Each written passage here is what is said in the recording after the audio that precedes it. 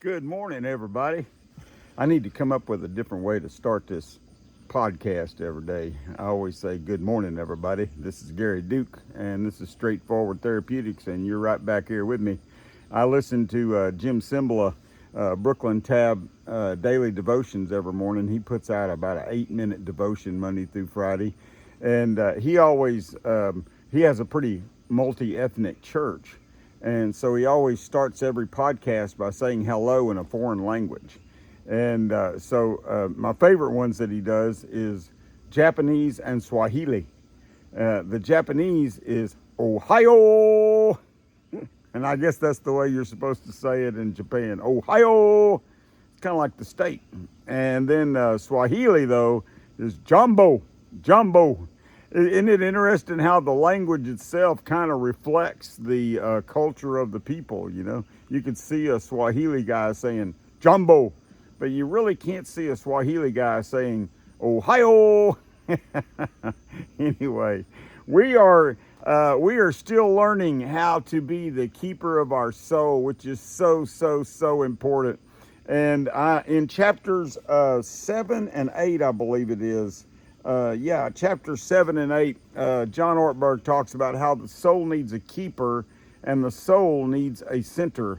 And I want to talk about those two things today for a little bit. We are the keeper of our soul. And our soul is that part of us that was created to connect with God. God is always with your soul. And so that's why when you talk to your soul, basically, you're going to end up talking to God.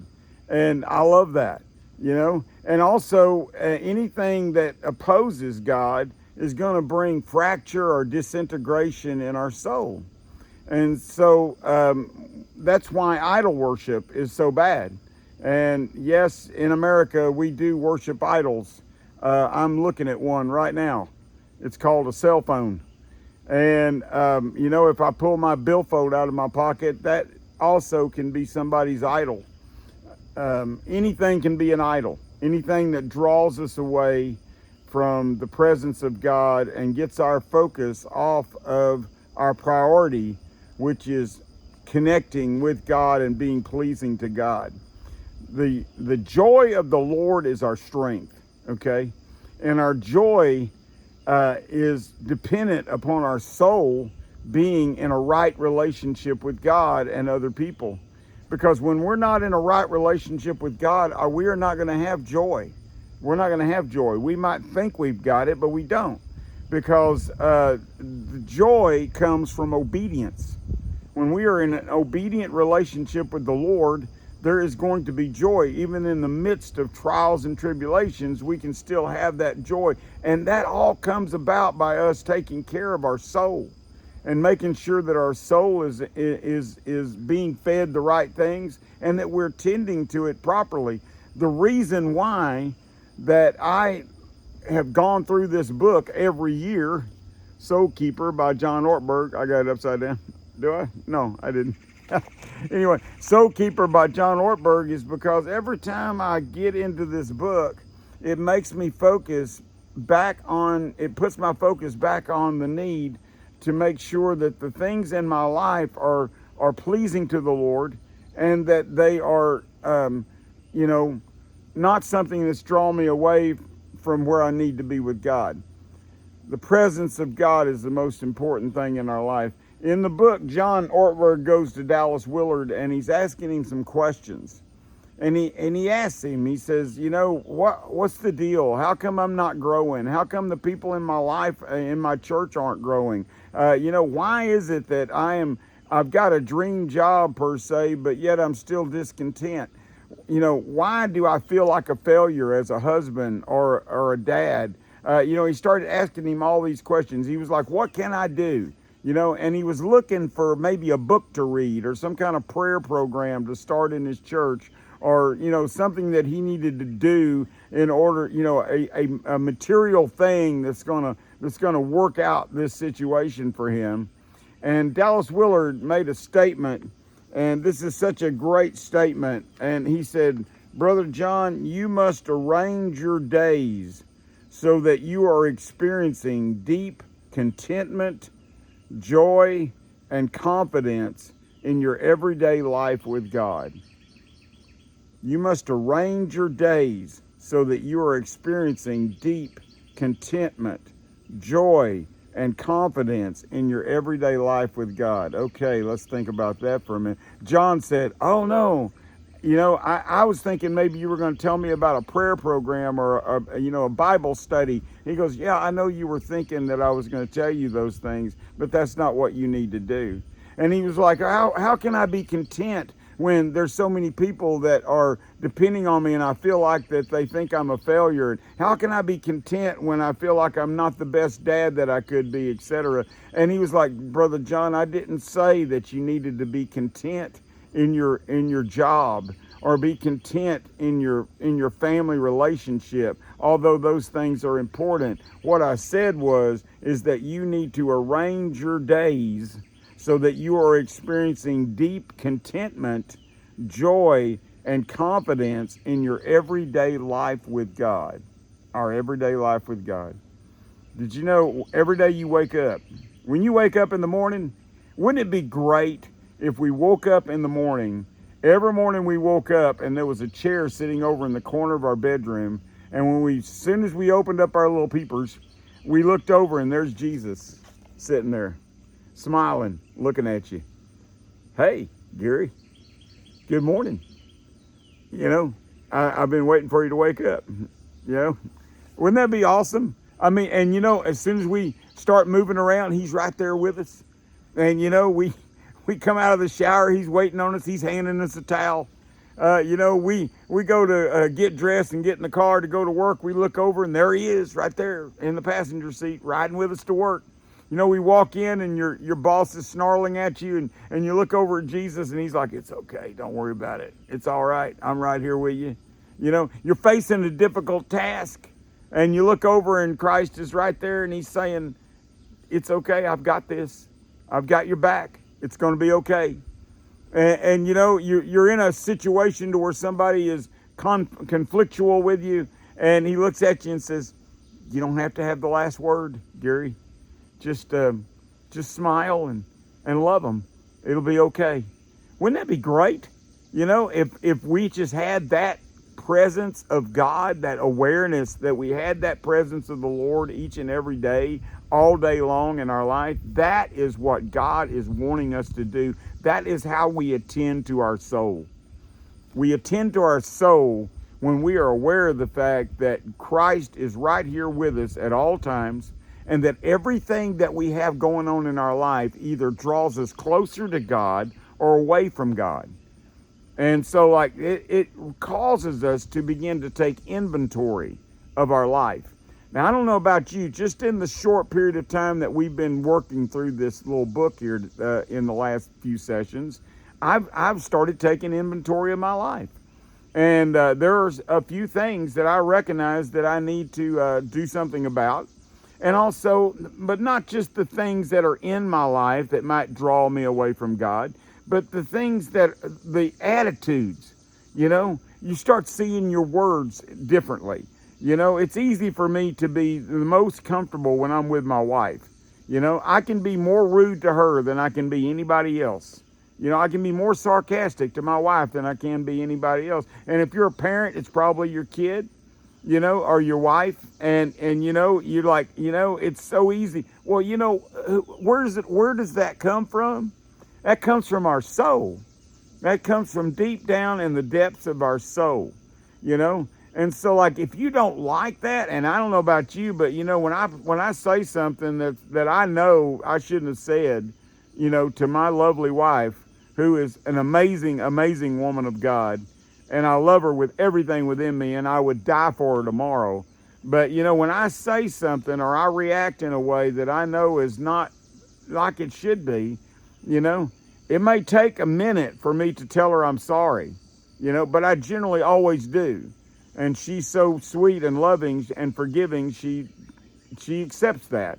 But it doesn't take a minute for me to realize that what I just said was wrong. That is something that occurs pretty quickly, I have to get my humble pie in the oven and cook it before I go and apologize, perhaps. But right away, there's a part of me that knows, you shouldn't have said that, man. I mean, that was rude. And that's God. That's not the flesh. That is God. That's your soul trying to tell you the direction you need to go. And so we are the attender of our soul. Nobody else is going to tend to our soul but us. Your wife is not going to tend to your soul. Your pastor's not going to attend to your soul. Your best friend is, the most spiritual person is not going to attend to your soul, because that is a one-man job. And it is a job that takes everything within us. And so nobody's got enough ability and energy to tend to somebody else's soul. We are the keeper of our soul. And, it's not like our soul gets so cluttered up, like in the little story that we read at the beginning of the book, where, the keeper of the streams got so cluttered up, everything turned brackish, and the water wasn't fit to drink, and the birds left, and the kids couldn't play in the stream no more. It's not always like that. It's the little things. It's the little things that begin to accumulate in our life that begins to draw our soul away from where it needs to be. And, and generally it's things that are all around us that everybody else is doing as well. The news, the YouTube videos, the FaceTime, the social media, the negative rhetoric regarding politics, the things that we think and say to ourselves all the time that we never even give a thought to, the negative self-talk, the lack of effort that we put forth in order to draw closer to the Lord, the lack of awareness that we endeavor to put forth in the sense of recognizing that the presence of the Lord is very real and that He's here. Us ignoring the things that we should do and overlooking the things that we do that we know is not productive. The wasting of time, all of those things affect our soul. And, our soul has to be attended to in a very particular manner. My wife has a garden. It's a beautiful garden. She grows one every single year. She's had one practically every year of our marriage, and we've been married in February 40 years. And so there's only been probably 1 or 2 years of my life that I've been with her that she has not had some kind of a garden. And, that garden, I don't work in it. I eat it, she works in it. And so she gets out there and she pulls the weeds and she makes sure that the squash bugs are off so that I can enjoy that favorite meal of mine, which is fried yellow squash cut just right and dipped in egg and flour and whatever. And, she's the one that goes out there and makes sure that the bugs are not there. She watches to see if the rabbits and the squirrels are eating the cantaloupe and what have you. Okay? I don't do any of that. She tends to it. Because she tends to that garden, it produces fruit. And that fruit is good. It's good fruit. And it brings joy and pleasure and contentment. That's like our soul. If she planted those plants that she buys every year, and she just put them in the ground and walked away from them and said, well, in 2 months we'll have tomatoes. And then she didn't go by that garden spot in the next 2 months. And 2 months later, she walks out there to pick tomatoes. There might be a tomato or two on a vine out there. But man, it's not going to be real great. It's not going to look like it's supposed to look. It is going to be eat up. Okay? If you have a house, the worst thing you can do is leave your house alone. Not do nothing to your house. The worst thing you can do at a house is not live in it. A house sits, you come back, the sheetrock's falling off the wall. Why? Because nobody's tending to it. Nobody's taking care of it. I drive a vehicle every day. I have to attend to it. We have to change the oil. We have to make sure our tires are adequate. Why? Because we're going to have a wreck. Man, we're going to have a blowout on the side of the road. We're going to be left in the ditch. That is your soul. That's what happens with your soul. If you ask yourself, Am I experiencing deep contentment, joy, and confidence in my everyday life with God?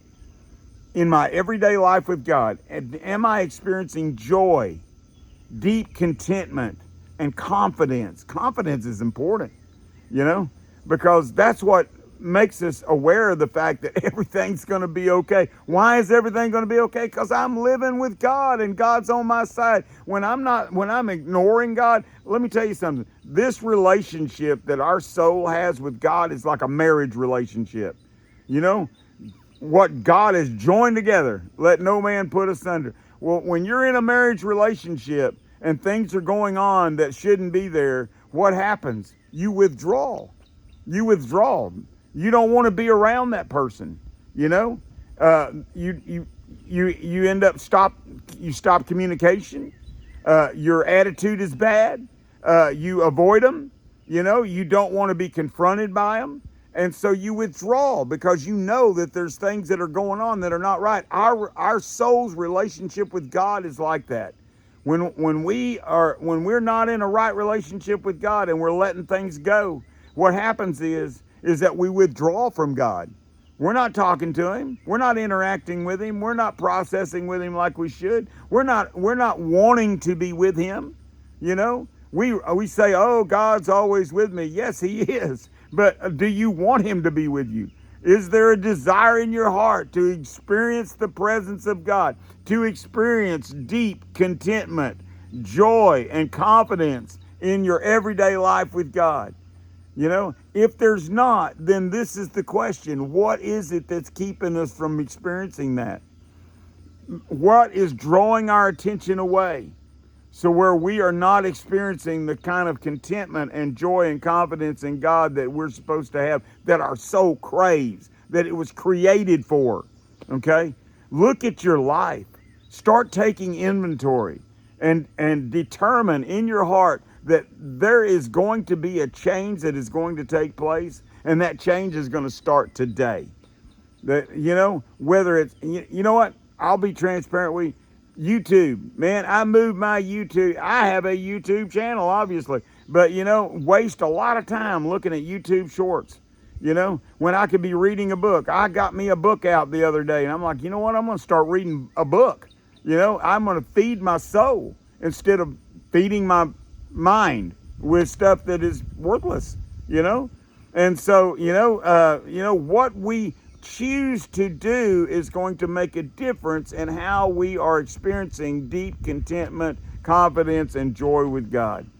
And so start looking at your own life. What are the things that is there things bringing joy into your life, or is there things bringing contempt?